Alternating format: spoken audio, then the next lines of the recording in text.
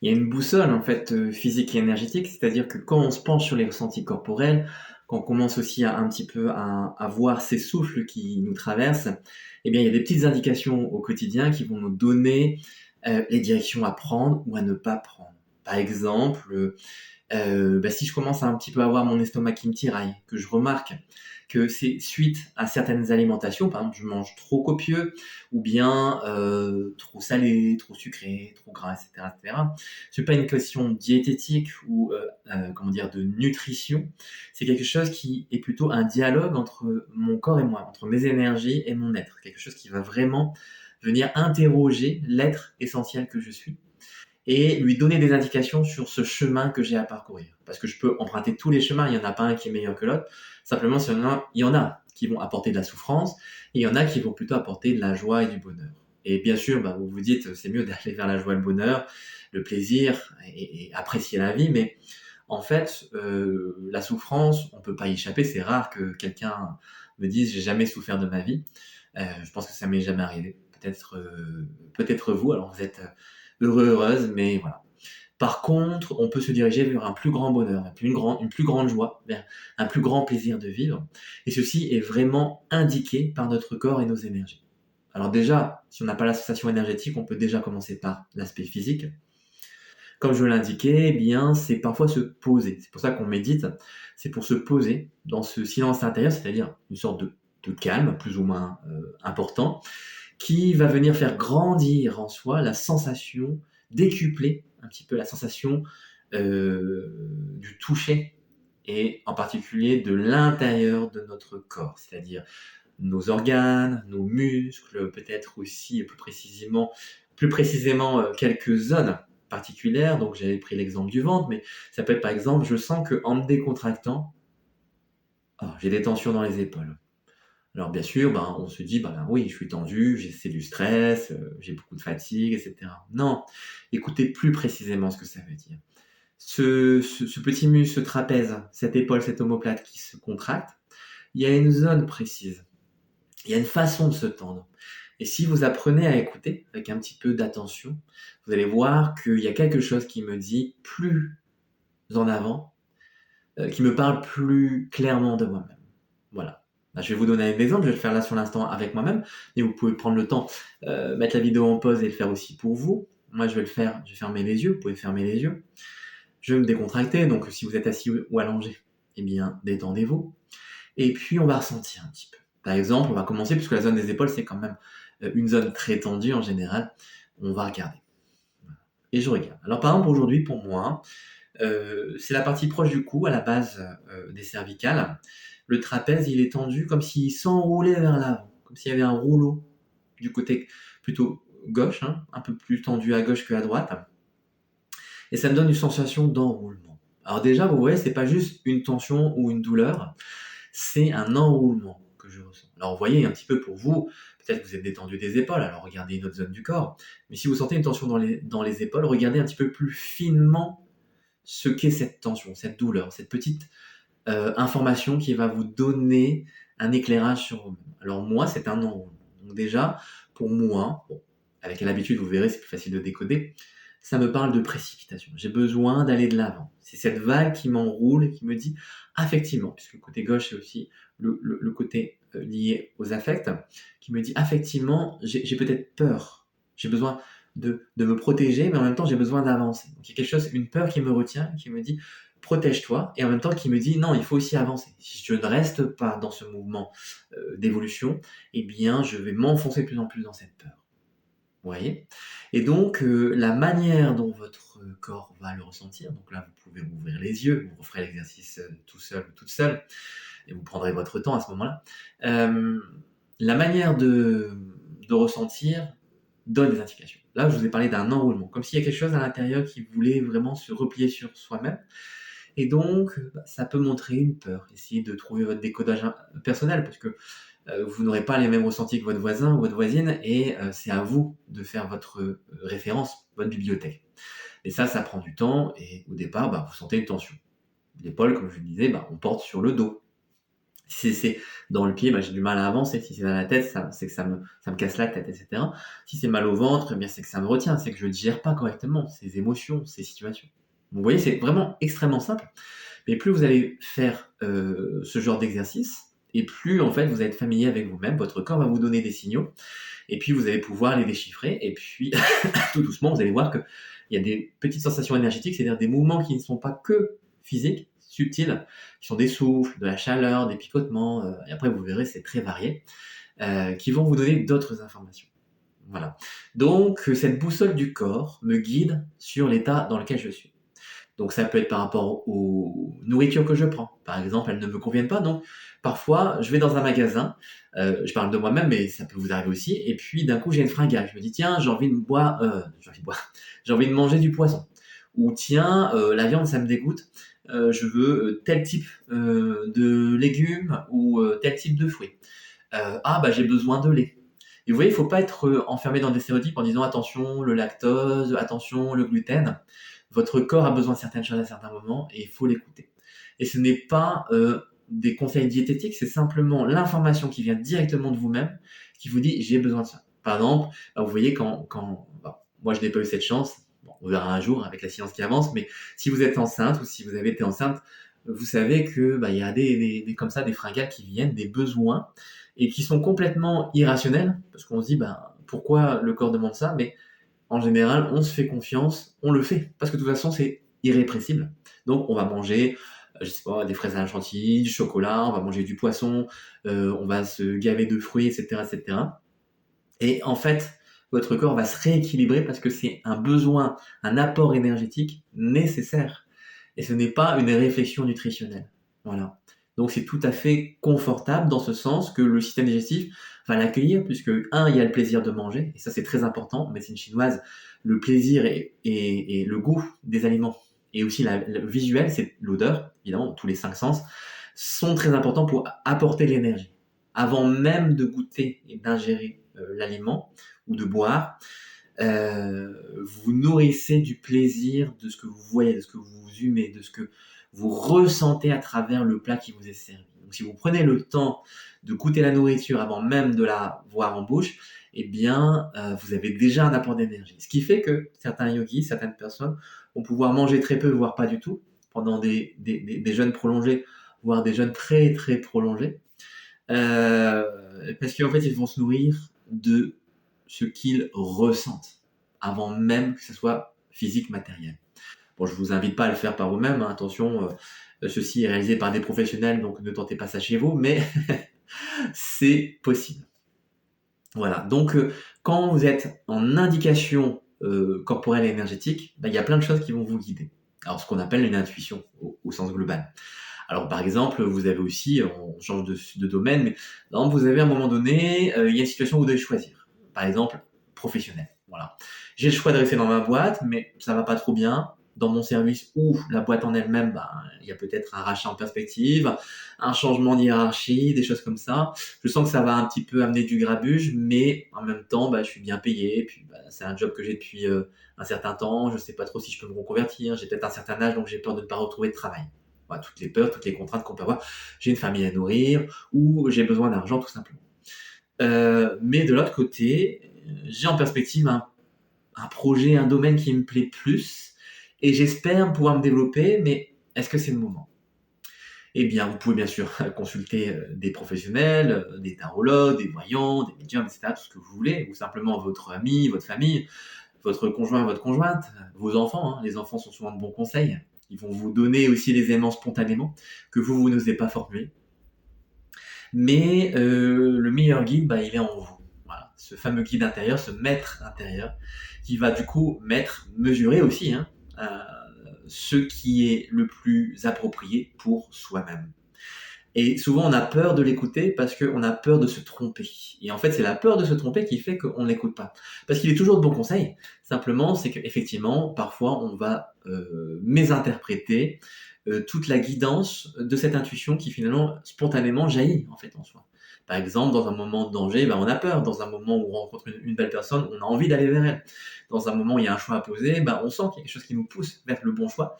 Mais souvent, on ne s'écoute pas parce que mentalement, il y a ces résistances. Et le mental est utile, mais il doit être canalisé, c'est-à-dire en relation, en alignement avec les émotions, avec le corps et avec notre esprit, c'est-à-dire l'aspect spirituel. Donc si notre spiritualité est en développement, peut-être ce sera un peu plus facile. Si, pardon, si on est au tout début, qu'on n'a pas encore toute la confiance et l'ouverture, cette conscience qui fait que les choses vont entre guillemets couler de source, hein, pas parce que tout est facile et qu'on a de la chance. Oui, ça fait partie des choses. Lorsqu'on a une ouverture de conscience, il y a des choses qui vont se mettre à se fluidifier. Mais avant que ça se fluidifie vraiment, il faut d'abord apprendre à se connaître, à balayer les résistances qui font que on n'a pas de choix vraiment. On est sous une contrainte qui fait qu'on choisit le choix de la contrainte. Mais on n'est pas dans véritable liberté. Pour toucher à cette liberté, eh bien, il faut oser se confronter à ces contraintes. C'est-à-dire ces peurs, ces angoisses qui viennent peut-être d'un milieu familial où on n'avait pas beaucoup d'argent, donc on était toujours un petit peu le couteau sous la gorge. Et du coup, à chaque fois qu'il y avait un choix, c'était pas un choix délibéré, c'était quelque chose qui était imposé, parce qu'on devait gagner de l'argent. Peut-être aussi que parfois ce choix vient, d'un regard. Par exemple, tel métier, ça, avocat, ingénieur, je sais pas, cadre, tout ça, ce sont des beaux métiers. Alors que ouvrier, artisan, tout ça, pardon, si vous regardez que vous êtes dans ce domaine, c'est pas pour décrire, mais vous comprenez qu'il y a des familles, il y a des gens qui ont ce regard-là, qui se disent ces métiers-là, c'est des métiers manuels, on gagne pas bien sa vie, c'est compliqué, c'est un milieu aussi souvent avec des personnes peu aisées, et il y a tout un regard dépréciatif qui est, à mon avis, faux, mais qui est quand même courant. Et donc, on peut être imprimé par cette façon de regarder les choses. Et donc, même si soi-même, on a un côté artistique, hein, un côté manuel, qu'on sent qu'on se débrouille mieux avec les mains, en tout cas, on est plus heureux à travailler les choses manuellement, eh bien, on n'arrive pas à le mettre en valeur. On n'arrive pas à se mettre soi-même en valeur, tout simplement parce qu'on a été inculqué par ces notions qui apportent un regard négatif sur les choses et soi-même. Alors, il faut travailler tout ça pour pouvoir écouter notre ressenti. Et souvent, votre cœur, votre corps va vous parler, même votre tête va vous dire des choses.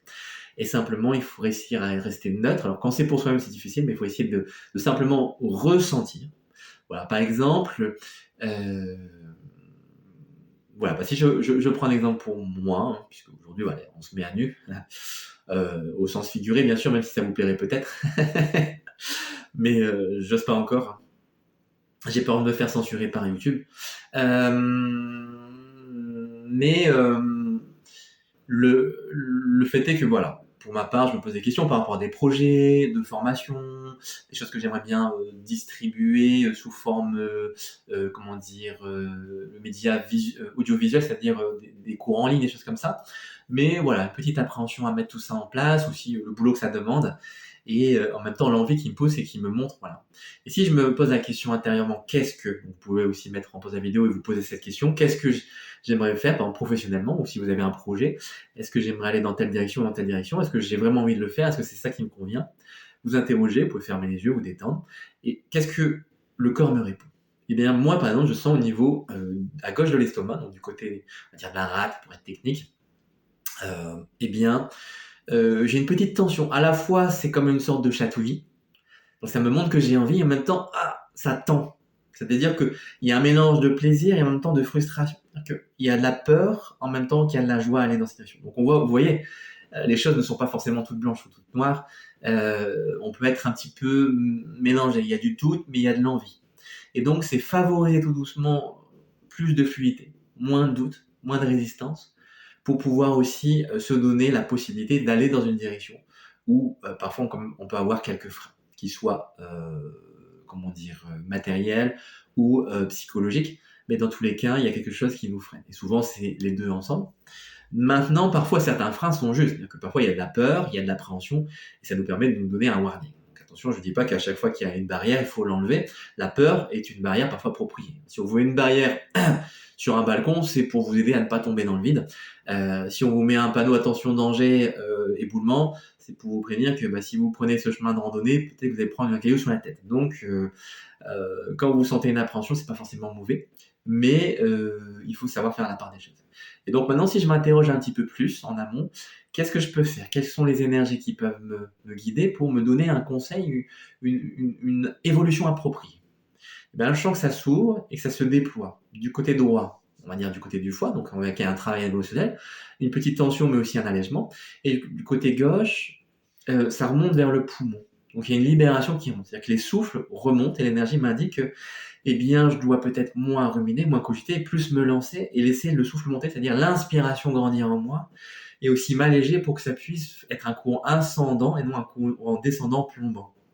Du côté des émotions, du côté du foie, c'est-à-dire aussi, eh bien, voir aussi que auparavant, peut-être qu'à chaque fois qu'il y a un projet sur lequel j'ai bloqué, j'ai pas su me lancer, il y a eu de la frustration, il y a eu de la colère, du regret, je dirais.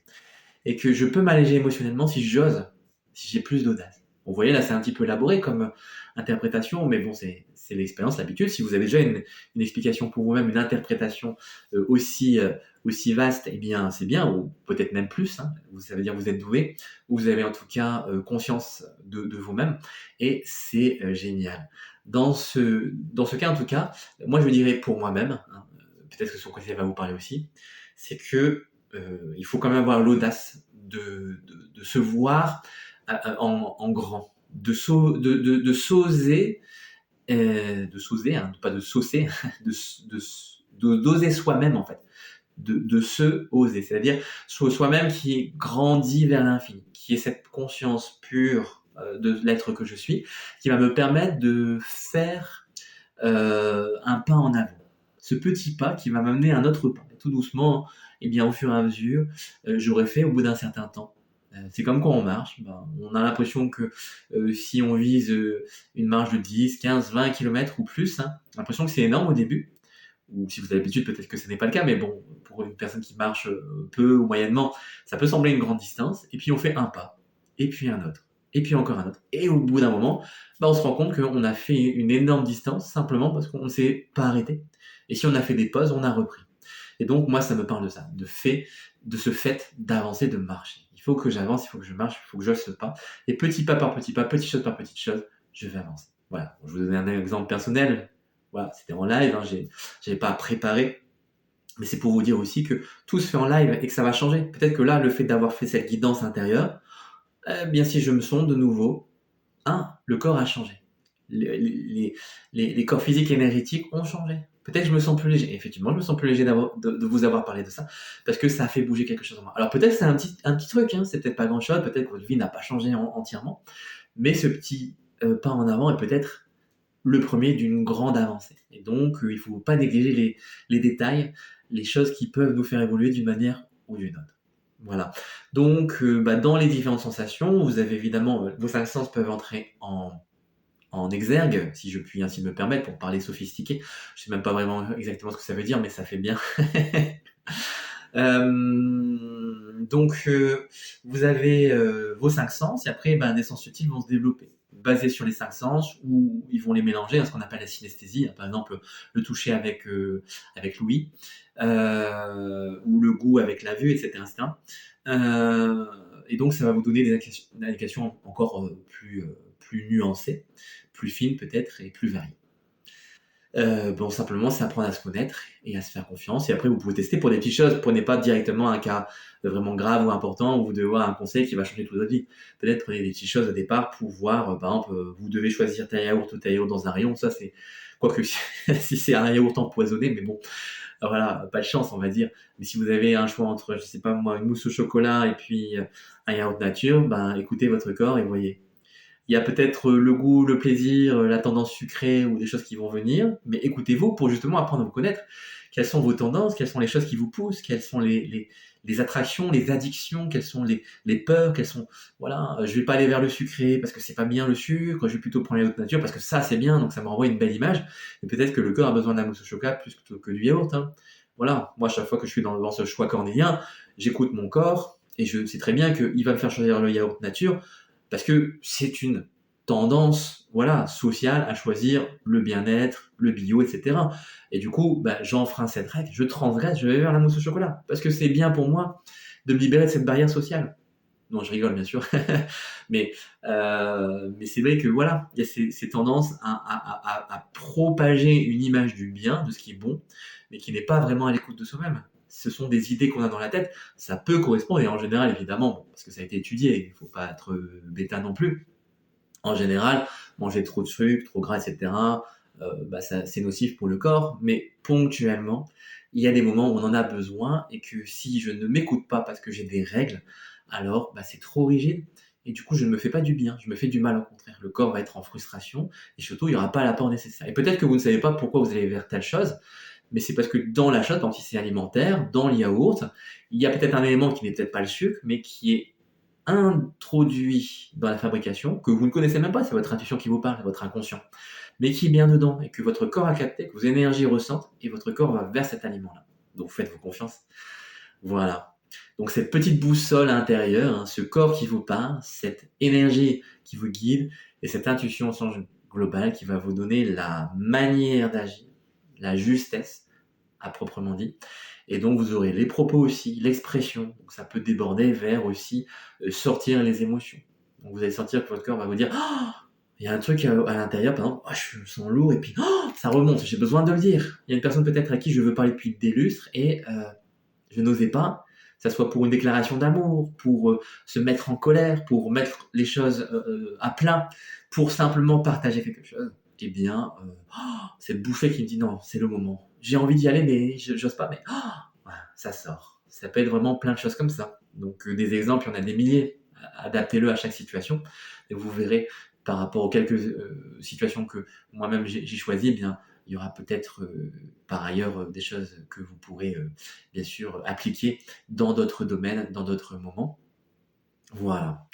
Si vous avez des questions, vous pouvez les poser en commentaire ou des remarques si vous avez fait l'expérience ou vous avez votre propre partage à faire. Toujours avec plaisir que je vous lis et que je vous réponds. Vous pouvez liker, vous abonner si ça n'est pas déjà le cas. Voilà, je fais un petit peu ma pub, mais bon, j'ai remarqué que dans notre société, ça fait pas de mal de faire son auto-pub. Même si au fond de moi, je trouve ça assez ridicule. Donc, mais le ridicule ne tue pas, donc j'ose. Vous voyez, un petit peu d'audace. Et surtout, je vous souhaite une belle journée, une belle soirée, et je vous dis à bientôt.